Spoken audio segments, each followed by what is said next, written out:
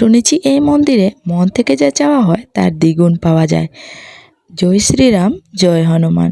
আমরা যখন বেঙ্গালুরুতে গিয়েছিলাম তখন আমরা বেঙ্গালুরু শহরের সবচেয়ে বড় হনুমান প্রভুর মন্দিরে গিয়েছিলাম, শ্রী আভয়াঞ্জন স্বামী মন্দিরে। আর এই হনুমান মূর্তিটি ছিল 102 ফিট উঁচু।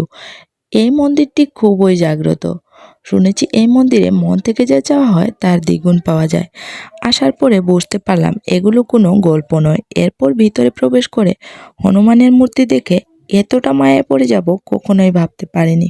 সত্যি বলছি, এই মূর্তি সামনে থেকে যে দেখবে সে কোনো এক মায়ার বন্ধনে আবদ্ধ হয়ে যাবে। এরকম মূর্তি আমি আমার লাইফে আগে কখনো দেখিনি। বুঝতেই পারবেন না এটা কোনো জাদু নাকি ভগবানের লীলা। স্বর্গের রাজ্যের মতো সাজানো হয়েছে এই মন্দিরের ভিতর। মন্দিরের ভিতরে ভিডিও অ্যালাউড ছিল না, তাই ভিতরের কোনো কিছুই আপনাদের দেখাতে পারছি না।